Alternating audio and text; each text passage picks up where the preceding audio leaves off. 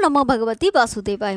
आज हम श्री गर्ग संहिता के अश्वमेध खंड का 10वां अध्याय सुनेंगे। इसमें हम सुनेंगे उग्रसेन की सभा में देवताओं का शुभागमन, अनिरुद्ध के शरीर में चंद्रमा और ब्रह्मा का विलय तथा राजा और रानी की बातचीत। तो आइए शुरू करते हैं। श्री गर्ग जी कहते हैं, भगवान श्री कृष्ण इस प्रकार कह ही रहे थे कि हंस पर बैठे हुए भगवान ब्रह्मा महादेव जी के साथ द्वारकापुरी में आ पहुँचे। राजन, तदंतर इंद्र, कुबेर, यम, वरुण, आयु, अग्नि, नित्रति और चंद्रमा ये दिक्पाल श्री कृष्ण दर्शन की इच्छा से वहां आए। फिर 12 आदित्य, वैताल, मरुदगण, विद्वेश्वर, साध्यगण, गंधर्व, किन्नर, विद्याधर तथा बहुत से ऋषि मुनि भी श्री कृष्ण के दर्शन के लिए आए। राजा उग्रसेन के साथ भगवान श्री कृष्ण ने वहां पधारे हुए देवताओं से विधि पूर्वक मिलकर उन सन का समादर किया। जब सब देवता अपने अपने आसन पर विराजमान हो गए, तब लीला के लिए नरदेह धारण करने वाले भगवान श्री हरि ने उन सब की पूरी बुरी प्रशंसा की। तदंतर श्री हरि के पाशर भाग में बैठे हुए ब्रह्मा जी इंद्र से प्रेरित हो बलराम सहित जगदीश्वर श्री कृष्ण से बोले। ब्रह्मा जी ने कहा, श्री कृष्ण, आपका पुत्र अनिरुद्ध अभी बालक है। भूमंडल के राजाओं से शाम कर्ण अश्व की रक्षा का कार्य बहुत कठिन है। हरे, यह इस दुष्कर कार्य को कैसे कर सकेगा? अतः आप इसे अश्व की रक्षा के लिए ना भेजिए, क्योंकि इस कार्य में विघ्न बहुत है। गोविंद, आप चाहे प्रद्युम्न को भेजिए, चाहे बलराम जी को भेजिए, अथवा स्वयं जाकर अश्व की रक्षा कीजिए। ब्रह्मा जी की बात सुनकर श्री हरि हंसते हुए बोले।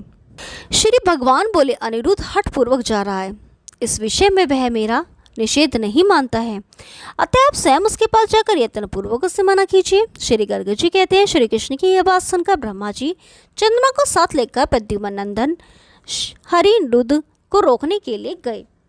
ब्रह्मा और चंद्रमा जो ही अनिरुद्ध जी के पास पहुंचे, त्यों ही अनिरुद्ध के श्री विग्रह में वे तत्काल विलीन हो गए। यह देख शिव और इंद्र आदि सब देवता विस्मय में पड़ गए। समस्त यादवों, मुनियों और उग्रसेन आदि नरेशों को भी महान आश्चर्य हुआ। व्रजनाभ, सब लोग तुम्हारे पिता की स्तुति करने लगे, इसीलिए मनीषी मुनि तुम्हारे पिता अनिरुद्ध को परिपूर्णतम परमात्मा बताते हैं। श्री गर्ग जी ने कहा, राजन, तदंतर राजा उग्रसेन सभा से उठकर मन ही मन श्री कृष्ण को प्रणाम करके यज्ञ संबंधी कौतुक से युक्त हो सुंदर रत्नों से जटित अपने अंतःपुर में गए। वह अंतःपुर अपने वैभव से देवराज इंद्र के भवन को भी लज्जित कर रहा था।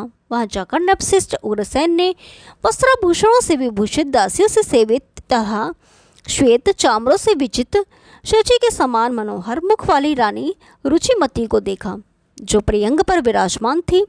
नरेश्वर अपने पति यादवराज उग्रसेन को वहां आया देख रानी सहसा उठकर खड़ी हो गई। उन्होंने यथोचित रीति से महाराज का समादर किया।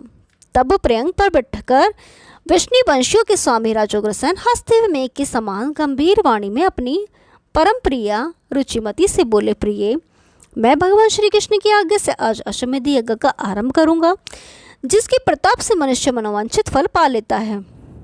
श्री गर्ग जी कहते हैं, राजा की यह बात सुनकर पुत्र शोक से संतप्त हुई दीन दुखी रानी ने अपने पुत्रों का स्मरण करते हुए राजा धीराज उग्रसेन से कहा। रानी बोली, महाराज, मैं पुत्रों के दर्शन से वंचित हूँ, अतः मुझे ये सारी संपत्तियाँ जो देवताओं के लिए भी प्रार्थनीय है नहीं रचती हैं। आप सुखपूर्वक यज्ञ अनुष्ठान कीजिए, मुझे इससे कोई मतलब नहीं है। नृपेश्वर, जब इस यज्ञ के प्रताप से सुंदर पुत्र प्राप्त हो, तब तो मैं प्रसन्नचित्त होकर इसके अनुष्ठान में आपके साथ रहूंगी। रानी की यह बात सुनकर राजा का मन उदास हो गया। जैसे श्राद्ध देव मनु अपनी पत्नी श्रद्धा से वार्तालाप करते हैं, उसी प्रकार वे पुण्य अपनी प्रिया से बोले। राजा ने कहा, ब्रदे, मैं जो कहता हूँ उसे ध्यान देकर सुनो। पुत्रों की कामना बहुत दुखदायिनी होती है, अतः उसे छोड़कर तुम साक्षात मुक्तिदाता परमात्मा श्री कृष्ण का भजन करो। मैं बूढ़ा हो गया और तुम भी वृद्धा हुई, फिर पुत्र कैसे होगा? इसलिए बंधन के कारण भूत अज्ञान जनित शोक को त्याग दो। राजन, यादवराज उग्रसेन का यह विज्ञानप्रद उत्तम वचन सुनकर रानी रुचिमती अपनी यदुकुल तिलक पति से बोली। रुचिमती ने कहा, राजन, यदि इस यज्ञ के प्रताप से मनोवांछित फल प्राप्त होता है, तो मेरी एक मनोवांछा है। मैं चाहती हूँ कि मेरे मारे गए पुत्र यहाँ आए और मैं उन्हें देखूँ। यदि आप मेरे सामने ऐसी बात कहें कि मरे हुए लोगों का दर्शन कैसे हो सकता है, तो इसका उत्तर भी मेरे ही मुख से सुन लो। राजेंद्र, भगवान श्री कृष्ण ने अपने गुरु को गुरु दक्षिणा के रूप में उनके मरे हुए पुत्र को लाकर दे दिया था। इसी प्रकार मैं भी अपने पुत्रों के सामने आया देखना चाहती हूँ। श्री गर्ग जी कहते हैं, रानी की बात सुनकर महायशस्वी राजा उग्रसेन ने मुझको और श्री कृष्ण को अंतपुर में बुलवाया। हम दोनों के जाने पर उन्होंने बड़ा भारी सत्कार किया। हम दोनों का पूजन करके राजा ने हमसे अपना सारा अभिप्राय निवेदन किया। उग्रसेन की कही हुई बात सुनकर श्री हरि को कुछ कहने के लिए प्रेरणा दी। नैपेश्वर जैसे उपेंद्र इंद्र से बोलते हैं, उसी प्रकार उस समय उन्होंने राजा से कहा। श्री भगवान बोले, राजन सुनिए, पूर्व काल में आपके जो जो पुत्र संग्राम में मारे गए हैं वे सब के सब दिव्य देह धारण करके स्वर्गलोक में देवता के समान विद्यमान हैं।